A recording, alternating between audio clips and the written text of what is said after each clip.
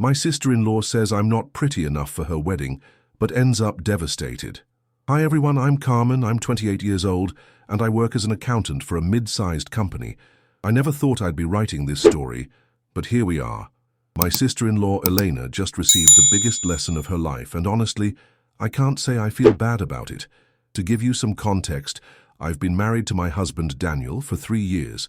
He's a wonderful man, hard-working, and comes from a family. Well, let's just say his sister Elena has always thought she was the queen of the universe. From the moment we met, Elena made it very clear that I wasn't good enough for her precious brother. Elena is one of those people who think they're superior because they were born with certain physical attributes.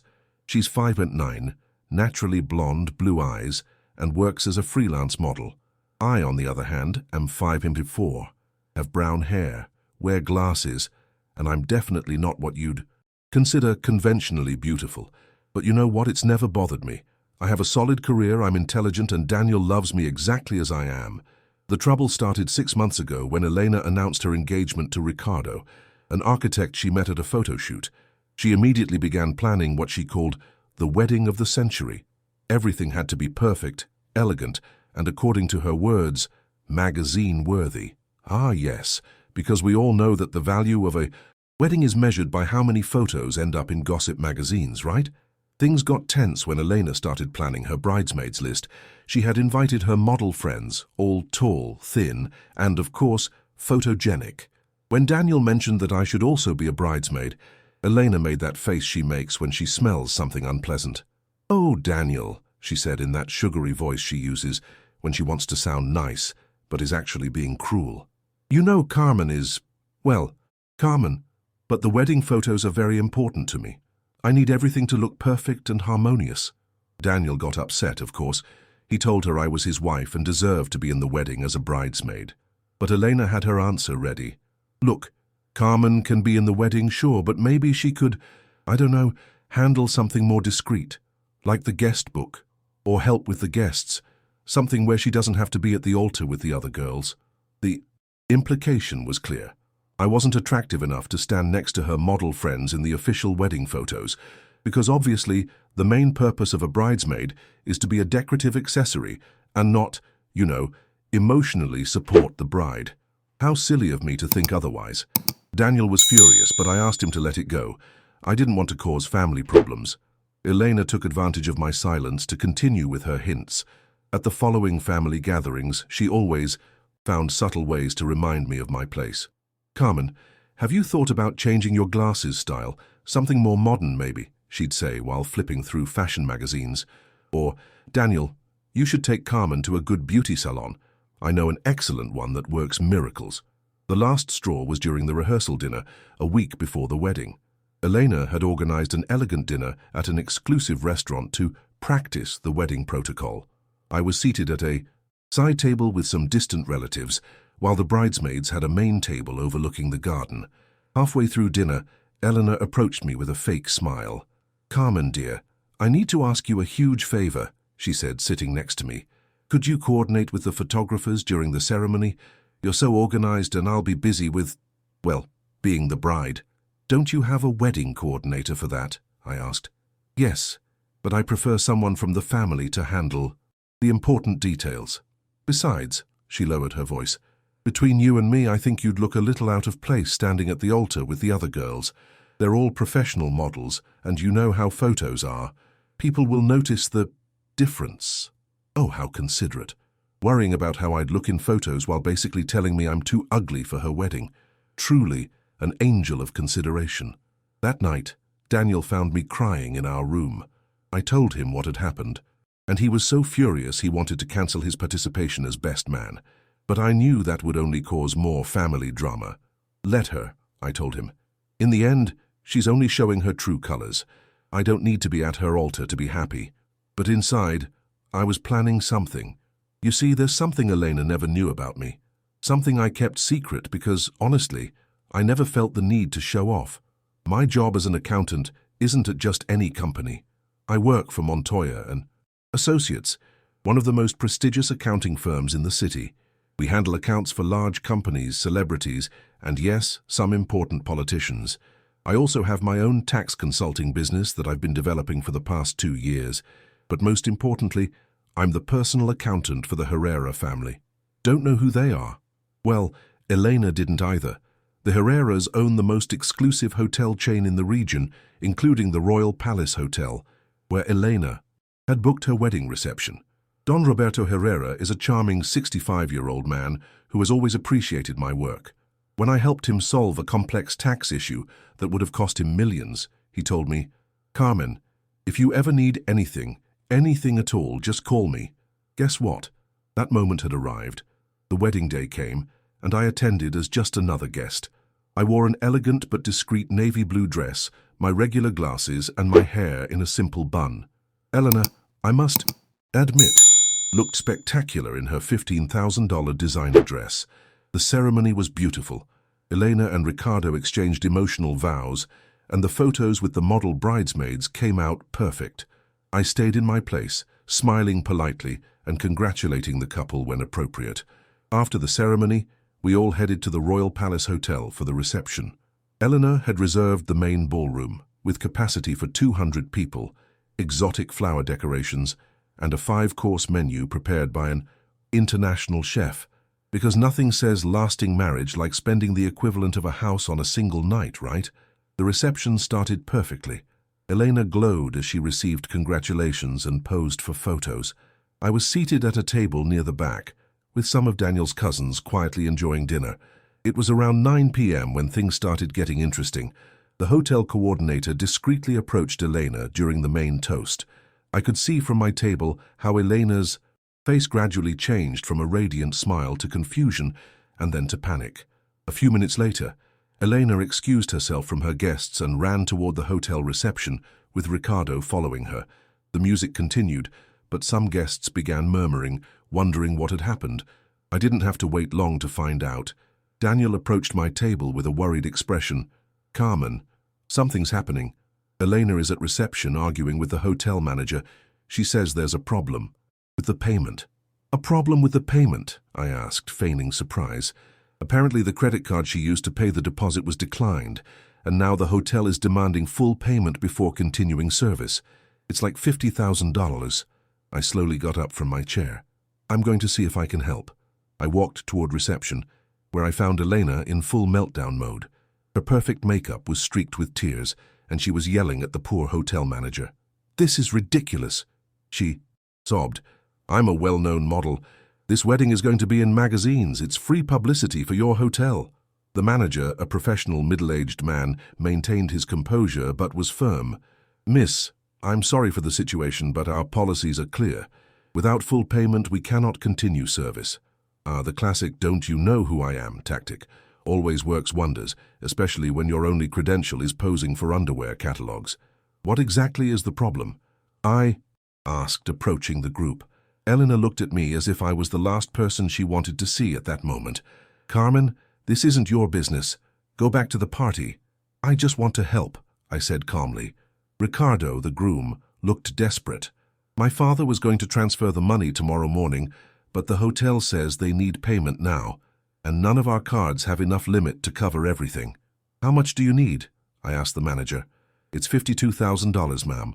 Eleanor looked at me with a mixture of hope and desperation. For a moment I could see the vulnerable woman behind all that arrogance. "Carmen," she said with a broken voice, "I know we've had our differences, but could you... you and Daniel have good jobs and maybe..." There it was. The same woman who had told me I was too ugly to be at her altar was now asking me to save her from the biggest humiliation of her life. I smiled calmly. "Sure, Elena. Let me make a call." I took out my phone and dialed a number I had on speed dial. "Don Roberto, it's Carmen." "Yes, I'm doing well, thank you. Listen, I'm at your hotel. At the Royal Palace." "Yes, at my sister-in-law's wedding." "Well, there's a small problem with the payment." The conversation lasted about 5 minutes. Elena, Ricardo, and the manager watched me with growing curiosity. When I hung up, I addressed the manager. "Could you please call Don Roberto Herrera? He's waiting for your call to authorize. Putting all the expenses for this wedding on my personal account." How the tables turn. Don't you love seeing how things can change in an instant? The manager blinked several times. "Are you referring to Don Roberto Herrera, the owner of the chain?" The same one. Elena stared at me with her mouth open. How do you know the hotel owner? It's a long story, I said simply. The manager made the call, and after a brief conversation, returned with a professional smile. Everything is arranged. The bill will be transferred to Mrs. Carmen, and service will continue normally. Ricardo sighed with relief. Carmen, I don't know how to thank you. We'll pay you back everything tomorrow, I promise. No rush, I said. Enjoy your wedding. Elena said nothing. She just looked at me as if seeing me for the first time. We returned to the ballroom, where the party continued without further incident.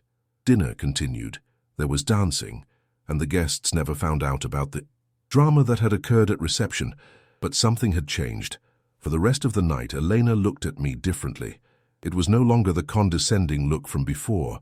It was a mixture of curiosity, respect, and if I'm not mistaken, a little fear.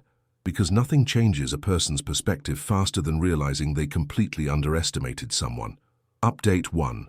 It's been 2 weeks since the wedding, and things have been interesting. Elena and Ricardo returned from their honeymoon 3 days ago. As promised, they came to our house to pay me back. Well, to try to pay me back. Turns out when Ricardo talked to his father about the money, there was a small misunderstanding. His father thought they had covered all expenses, and that the extra money was for furnishing their new apartment. When he found out the real situation, he got very upset. My father is furious, Ricardo confessed to me during their visit. He says it's embarrassing that we couldn't pay for our own wedding, and now he refuses to give us the extra money we had planned to use for the apartment. Elena was sitting in my living room, looking very different from the radiant bride of 2 weeks ago. Without the professional makeup and designer dress, she looked normal, like any regular person. Carmen, she finally said, I need to ask you something. How were you able to pay $52,000 just like that without thinking twice? Daniel and I exchanged glances. Decided it was time to be honest. I've been working for the Herrera family for 4 years, I explained. I handle their personal and business accounts. During that time, I've developed a close relationship with Don Roberto, especially after helping them with some complex tax issues. But you're an accountant, Elena said, as if that were a lesser profession. Yes, I'm an accountant, but not just any accountant. My private tax consulting business bills around $300,000 a year. The $52,000 for your wedding represents less than 2 months of my income. Oh, the silence that followed was music to my ears.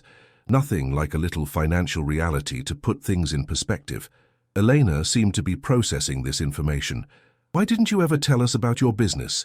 Because you were never curious to really get to know me, I replied calmly. To you, I was just Daniel's wife who wears glasses and isn't very pretty.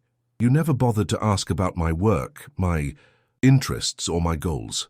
Ricardo coughed uncomfortably. Carmen, about the money. We can pay you in installments if... I already told you there's no rush, I interrupted, but there's something else you need to know. I told them about my conversation with Don Roberto after the wedding. He was so impressed by my generosity toward my family that he offered me something unexpected, to become the official accountant for his entire hotel chain, with a 5-year contract that would triple my current income.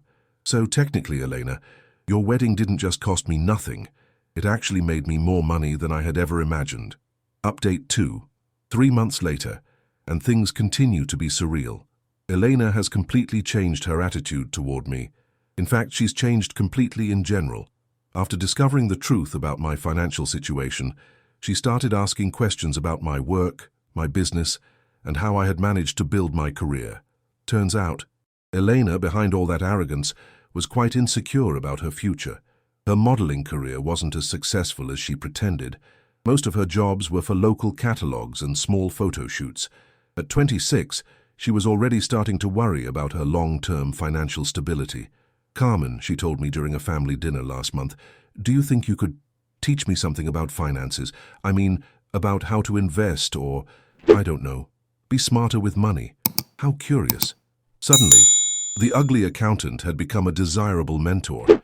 Funny how that works. I also found out why Elena had been so cruel to me from the beginning. In an honest conversation we had a few weeks ago, she confessed that she felt threatened by my relationship with Daniel. I was always the pretty one in the family, she told me. Men paid attention to me for my appearance, and I thought that was all that mattered.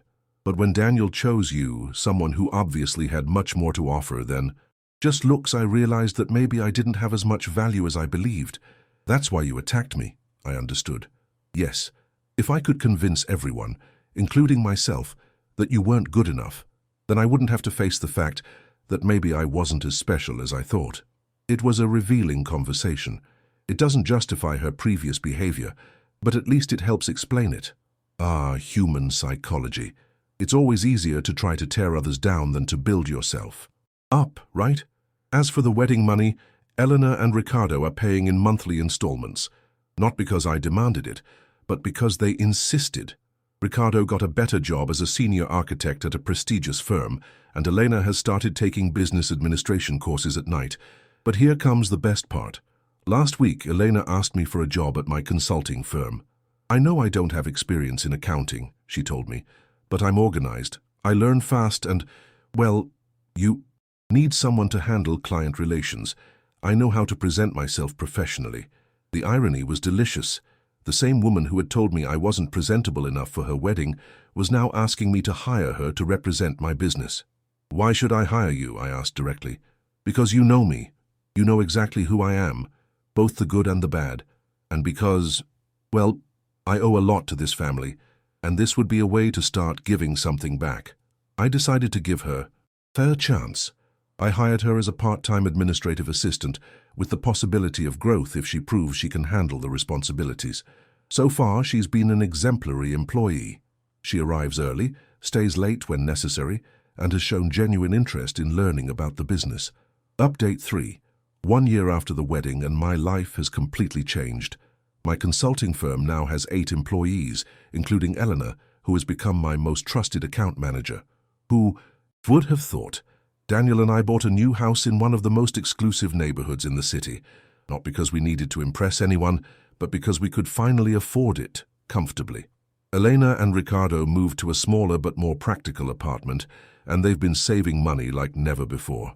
Elena completely quit modeling and is now studying accounting at night school. She says she wants to be like me when she grows up. Her words, not mine. The world is full of ironies, but this might be the sweetest of all. The family relationship has also improved dramatically.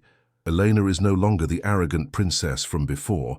She's developed humility, work ethic, and, surprisingly, has become a pretty decent sister-in-law. A few weeks ago, during a family dinner, Eleanor raised her glass to make a toast. I want to publicly apologize to Carmen, she said, looking directly at me. For years I judged her by her appearance and assumed she had nothing valuable to contribute. Not only was I completely wrong, but I missed the opportunity to get to know an incredible person and learn from her. She paused, with tears in her eyes.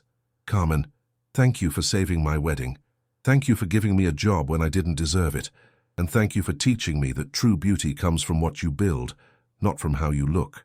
And there it was, the apology I never thought I'd receive, at the moment when I no longer needed it to be happy. Daniel squeezed my hand under the table. His parents smiled proudly.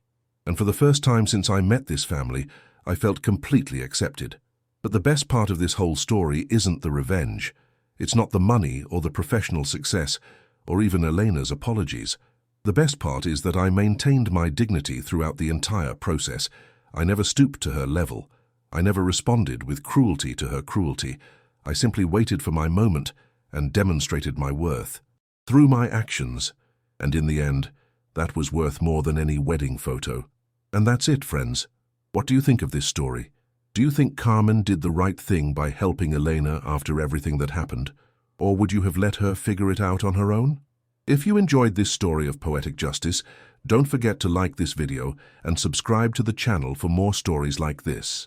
Also, share on your social media if you know someone who needs to hear that. True beauty comes from within. And look, on screen you have another incredible story about a person who was completely underestimated and ended up giving them the lesson of their lives. Click to continue browsing the channel and discover more stories that will leave you speechless. See you in the next video.